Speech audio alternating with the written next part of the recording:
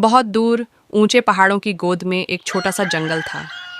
इस जंगल में चारों ओर हरियाली, पेड़ों की सरसराहट और पक्षियों की मधुर आवाज़ें गूंजती रहती थीं। इसी जंगल के एक आम के पुराने पेड़ पर बसा था रानी चिड़िया का घर। यह घर बहुत बड़ा नहीं था, लेकिन प्यार से भरा हुआ था। सूखी टहनियों, नरम घास और रुई जैसे पत्तों से बना वह छोटा सा घोंसला रानी चिड़िया की दुनिया था। रानी चिड़िया बहुत मेहनती और दयालु थी। उसके दो छोटे छोटे बच्चे थे, चीकू और मीकू। दोनों बच्चे पूरे दिन खेलते, चहचहाते और माँ के इर्द गिर्द घूमते रहते। रानी चिड़िया उन्हें पंखों में छुपाकर सुलाती और कहती, मेरे बच्चों, ये घर छोटा है, लेकिन इसमें माँ का दिल बसता है। एक दिन जंगल में कुछ अजीब सा महसूस होने लगा। हवा में ठंडक बढ़ गई। सुबह सुबह ओस जमने लगी और पत्तों पर सफ़ेद परत दिखने लगी। रानी चिड़िया ने आसमान की ओर देखा और मन ही मन बोली, इस बार ठंड कुछ ज़्यादा ही लग रही है।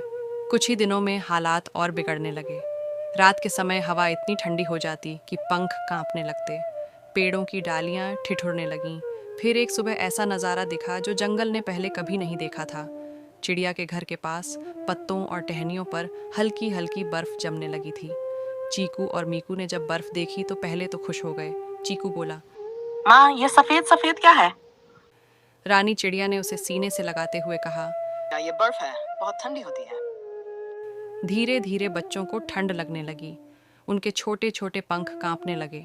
रात में वे रोते हुए माँ से चिपक जाते। मीकू सिसकते हुए बोला, माँ, ठंड लग रही है।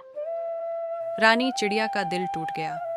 उसने बच्चों को अपने पंखों में कस कर ढक लिया। सबसे बुरा समय तब आया जब इस भयानक ठंड में बारिश भी शुरू हो गई। ठंडी ठंडी बारिश की बूंदें बर्फ की तरह चुभ रही थीं। घोंसले की सूखी टहनियाँ भीगने लगीं। पानी अंदर टपकने लगा। रानी चिड़िया घबरा गई। हे भगवान, ये क्या हो रहा है? तेज हवा, ठंडी बारिश और बर्फ तीनों मिलकर कहर बन गए। अचानक तेज हवा का एक झोंका आया। घोंसले की एक दीवार टूट गई, फिर दूसरी, फिर छत।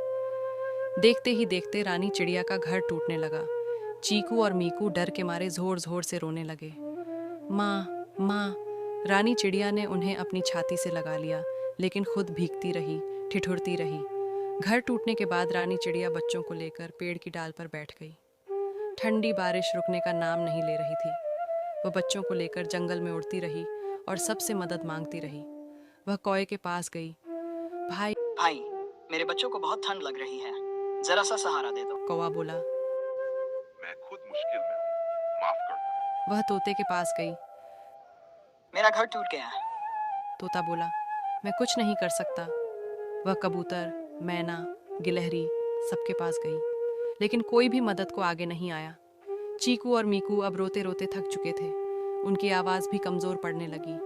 मीकू सिसकते हुए बोला, माँ, क्या हम मर जाएंगे? ये सुनकर रानी चिड़िया का कलेजा फट गया। उसकी आंखों से आंसू बहने लगे, जो बारिश में घुल गए। वह बोली, नहीं बेटा, माँ है ना। लेकिन अंदर ही अंदर वह खुद टूट चुकी थी।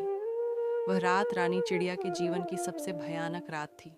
न घर था, न सहारा, न कोई मदद। वह बच्चों को अपने पंखों में छुपाकर खुद भीगती रही।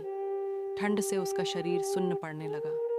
वह मन ही मन बोली, अगर आज ये रात कट जाए तो शायद मेरे बच्चे बच जाएं। तभी सुबह के समय जब अंधेरा थोड़ा हल्का हुआ, दूर से एक आवाज़ आई, रानी। यह क्या हाल बना रखा है? यह आवाज़ थी रानू मासी की, जंगल की सबसे बुजुर्ग और समझदार चिड़िया। रानू मासी ने जब यह हाल देखा तो उनकी आंखें भर आईं। बेटी, तूने पहले क्यों नहीं बताया? रानू मासी तुरंत बच्चों को अपने पंखों में ले गईं। उन्होंने पास के मोटे पेड़ के खोखले तने में सबको बैठाया। वहाँ ठंड और बारिश का असर कम था। रानू मासी बोली, जब पूरी दुनिया मुंह मोड़ लेती है, तभी कोई ना कोई भगवान बनकर जरूर आता। उन्होंने अपने पुराने घोंसले का आधा हिस्सा रानी चिड़िया को दे दिया। कुछ दिनों बाद बारिश थमी। ठंड भी धीरे धीरे कम होने लगी। चीकू और मीकू फिर से मुस्कुराने लगे। रानी चिड़िया की आंखों में कृतज्ञता थी। वह बोली, मासी, आपने मेरी जान बचा ली। रानू मासी मुस्कुराई, नहीं बेटी, मैंने बस अपना फर्ज निभाया।